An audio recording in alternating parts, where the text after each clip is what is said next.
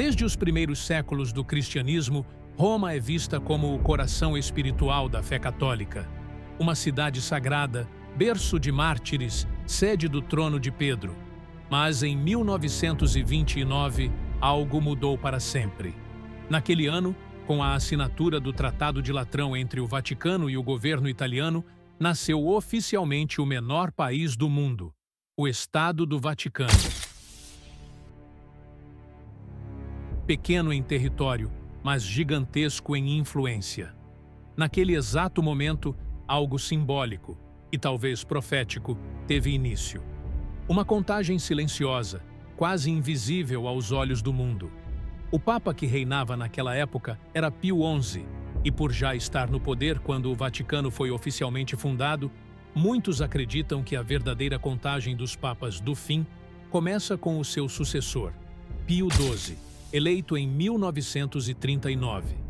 A partir dele, até hoje, apenas 7 papas ocuparam o trono de Pedro: Pio XII, João XXIII, Paulo VI, João Paulo I, João Paulo II, Bento XVI e Francisco. 7 nomes, 7 pontificados, 7 reis espirituais. E é justamente aqui que entramos num território sombrio e profundamente simbólico. O livro do Apocalipse, capítulo 17, versículo 11, diz: "E a besta que era, e já não é, ela também é o 8º, e é dos 7, e vai à perdição." Esse versículo é um dos mais enigmáticos das Escrituras. Ele fala de reis, ou líderes, que se sucedem no tempo. 7 deles são contados. E então surge um 8º. Esse 8º seria daqueles 7, mas diferente. E mais, ele vai à perdição. Muitos estudiosos veem nesses reis uma alusão a líderes religiosos e políticos que dominam o mundo nos últimos tempos. E se os 7 papas desde 1929 forem justamente esses 7 reis? E se o próximo papa, aquele que assumirá após a morte de Francisco, for esse 8º rei descrito no Apocalipse? Um líder carismático que parecerá um pacificador, mas que, na verdade, servirá para preparar o caminho para o anticristo.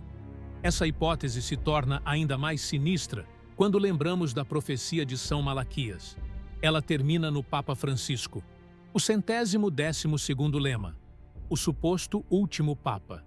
Mas, e se após ele surgir alguém que não está na lista? Um líder fora da profecia, um impostor espiritual.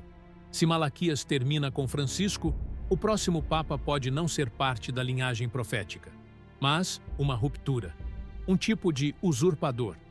Apocalipse 17 fala de uma besta que se levanta, associada à cidade das 7 colinas, que é uma clara referência a Roma, e diz que essa besta terá 10 chifres, ou seja, apoio político global.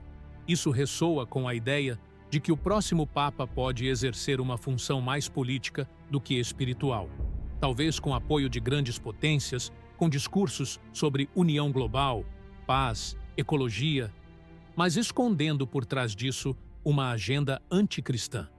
E se o próximo líder do Vaticano não for apenas um papa, mas o falso profeta descrito no Apocalipse 13? Aquele que promove a imagem da besta, que realiza sinais e engana as nações? A linha entre teologia e profecia começa a se desfazer quando os eventos ao nosso redor parecem ecoar essas antigas revelações. O caos mundial se intensifica. A fé tradicional se fragmenta. A moralidade global é diluída. E em meio a esse cenário, surgirá um líder religioso de alcance universal, talvez mais aceito pelo mundo do que qualquer papa anterior. Um homem que fala de amor e paz, mas cuja boca serve ao dragão. Se o Papa Francisco é mesmo o último da lista de Malaquias, o próximo pode não ser apenas mais um papa, pode ser o 8º rei. Aquele que era, já não é, e há de vir. Aquele que vai à perdição. Tudo isso pode parecer teoria, mito ou superstição, mas as Escrituras são claras em seus avisos. E os sinais ao nosso redor, guerras, pandemias, crises, apostasia, falam alto. Talvez a contagem tenha começado em 1929.